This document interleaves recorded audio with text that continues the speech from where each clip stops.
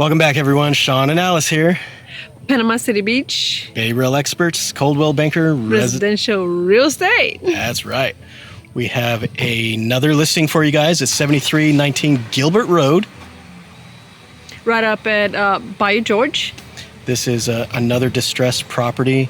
It is going to need some renovations here, but if you're an investor looking for a rental property or a flip, this is going to be right up your alley. Hey, 0.6 acres, well, septic tank, just some renovations, and you will be ready to flip or put your tenant in here. We're going to leave a link down below for driving instructions on how to get to this home if you want to do a drive-by. If you would like to see the property, give us a call. Our contact information is below, and as you drive down the street, look for the sign. Hey, you guys, if you enjoy getting these updates from us, please click that subscribe button.